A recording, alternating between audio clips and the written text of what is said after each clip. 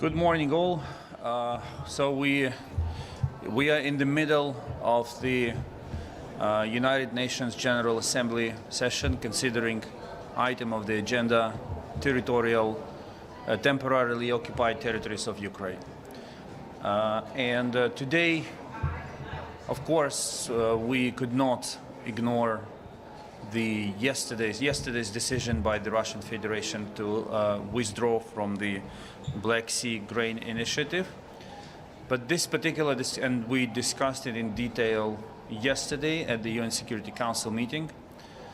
We touched upon it today, and I took the opportunity to call on all countries present in the room to urge Russia to return to the Black Sea Grain Initiative and ensure the sustainable delivery of Ukrainian cereals to global markets.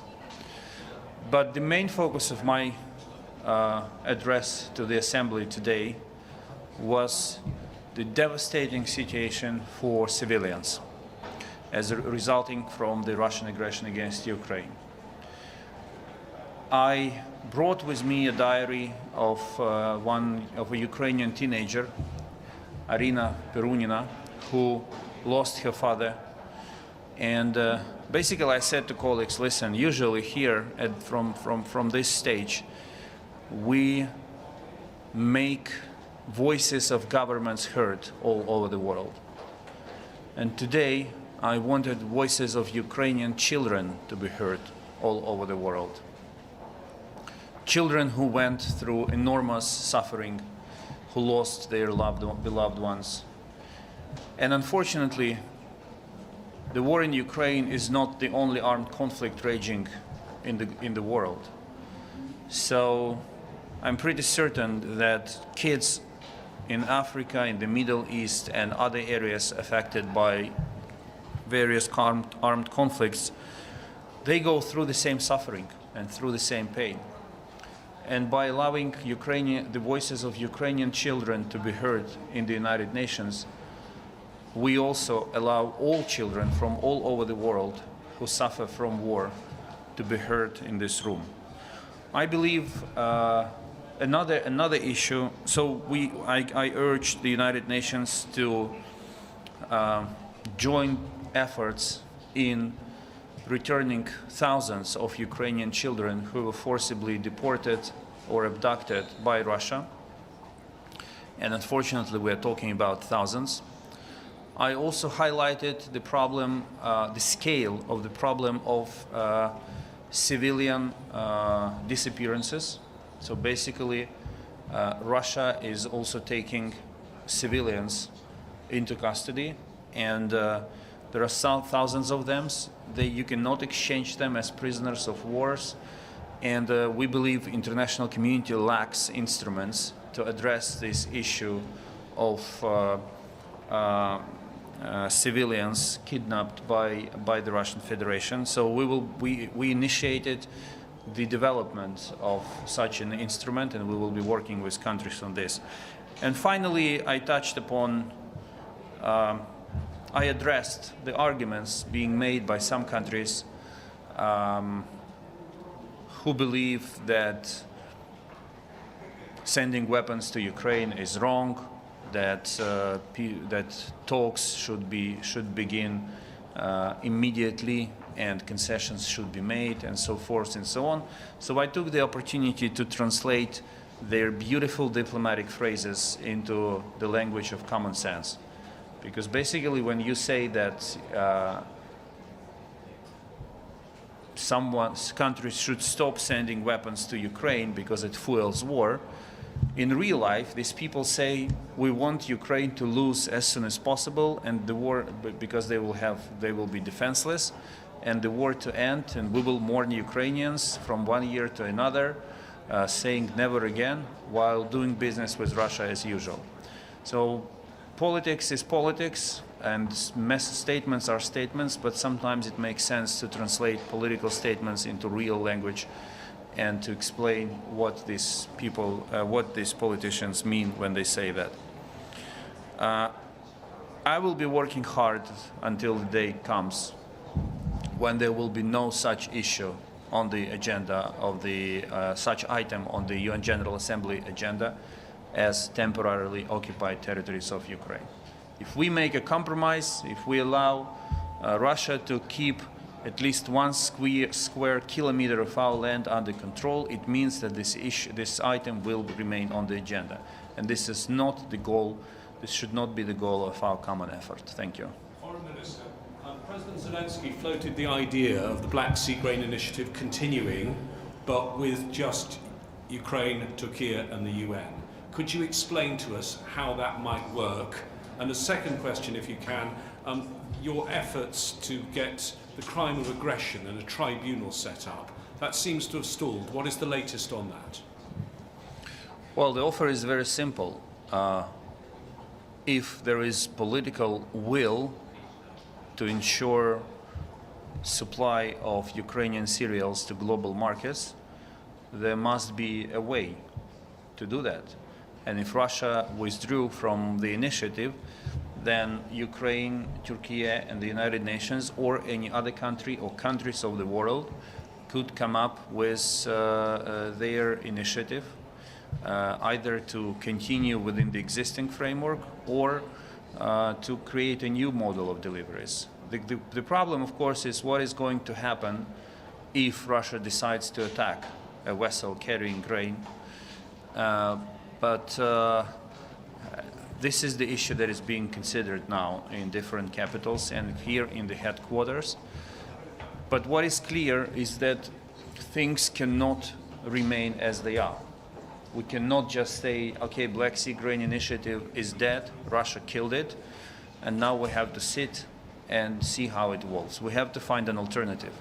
And there are very active discussions now, and including in my many bilateral meetings I'm holding here on how to find the way out. But the key message is the way out requires political will. This is not an easy situation. We have to take risks, and we have to demonstrate that we can carry on without Russia. Political will is also very relevant to the issue of the tribunal. We are still discussing the matter with those countries who believe that the best way forward is the internationalized tribunal, not an international one. The core problem that we are open to various options, but the core problem we need to address, and there is still no answer to that, is how to make first Troika, President, Prime Minister and Foreign Minister, accountable for the crimes they were involved in. And not every model of the tribunal has an answer to that question. So discussions continue. Mr. Minister, what indication do you have that the Russians would even be open to further discussions of this, considering everything they've said about not having their needs met in terms of the Black Sea Grain Initiative? Not having what? What I'm saying is, what indications do you believe that you're hearing from the Russian side that they'd even be open to discussing the grain deal restarting based on what they've said before about their needs not being met in terms of the access to the SWIFT system and sending their grain and their fertilizers to market? Yeah, it's an excellent line to take. I invade a country, I block ports of this country, I put the world at the risk of a global food crisis, and then I say that I'm ready to lift some of the restrictions if I get away with some of the crimes I have committed. I mean, if you accept this, if we are to accept this logic, then the list of demands coming from Russia will be growing. You accommodate one of their demands, they extend the initiative by 1 month, and 1 month after they will come up with another list of demands. This is called blackmail, and blackmail should not be tolerated. So instead of playing this game, Russia should simply play in good faith and implement in good faith Black Sea Grain Initiative. Is there a red line for you here? Which red line? Is there a red line that you won't cross in terms of negotiation or giving up territory? We are not negotiating with Russia, and even the grain deal was initiated between UN, Turkey and Ukraine on one side, and UN, Turkey and Russia on the other side. Foreign Minister, if you don't mind, I would ask in Ukrainian for our domestic audience. Пане міністре, ми вчора чули від представників Росії, що Україна зробила зернову угоду комерційною для себе. Сьогодні Росія вже заявляє, що вони нібито готові безкоштовно постачати зерно в країни, що цього потребують. За результатами 2 днів переговорів, чи є у вас розуміння, це завершення угоди чи шантаж і торг, і за що торгується Росія насправді? Що говорить ваше дипломатичне чуття? Росія завжди торгується за 2 речі – гроші і території. Вони дуже жадібні люди, звикли все міряти в мільярдах, сидять там собі в Кремлі і рахують, кому який мільярд перепаде. Зараз в умовах суттєвих фінансових втрат Росії боротьба за кожну копійку загострюється. Тому, знаєте, був такий український політик, який називав інших політиків бариги. Так от в Кремлі сидять бариги і рубляться за кожну копійку. Тому, безумовно, одна з цілей, яку переслідує вихід Росії з Чорноморської зернової ініціативи, це спровокувати підвищення цін на зерно і під ці високі ціни продати якомога більшу кількість свого російського зерна, в тому числі змішуючи вкрадене українське зерно з російським, і заробити на цьому грошей для фінансування своєї воєнної машини, ну і собі в кишеню там на яхту щось відкласти.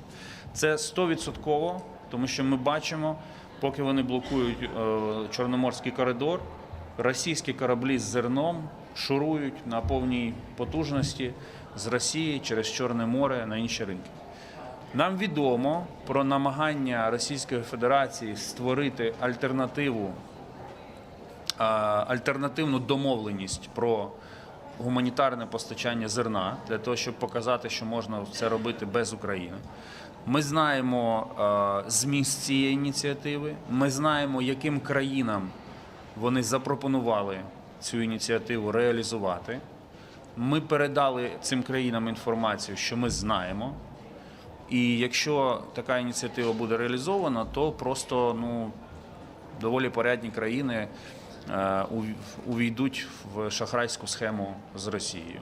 Тому ми працюємо над тим, щоб цього не сталося, тому що жодні гроші не варті зіпсованої репутації від співробітництва з Росією в цій сфері.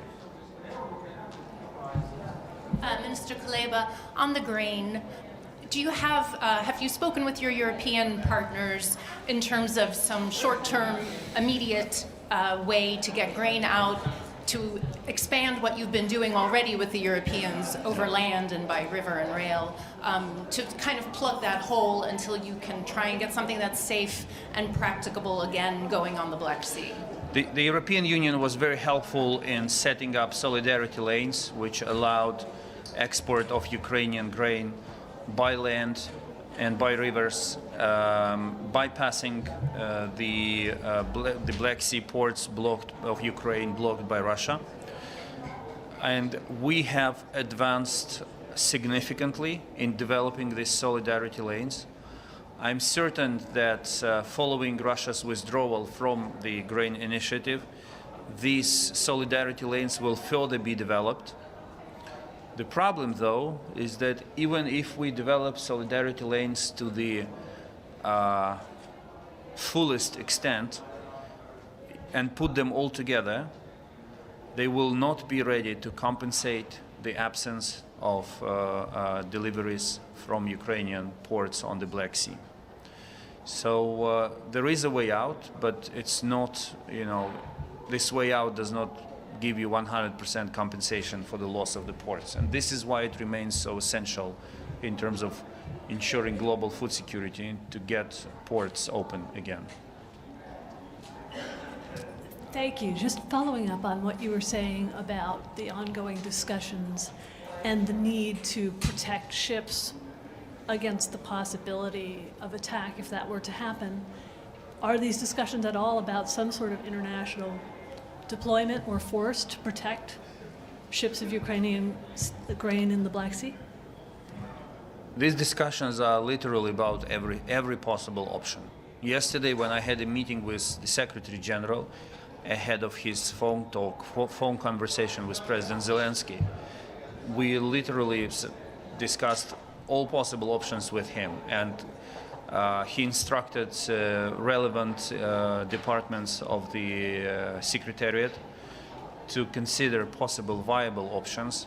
So less than 48 hours since Russia withdrew from the grain initiative, we are literally still looking into every possible option. We're doing it in Kyiv, our partners are doing it in Brussels, in Washington, here at the headquarters, in Ankara.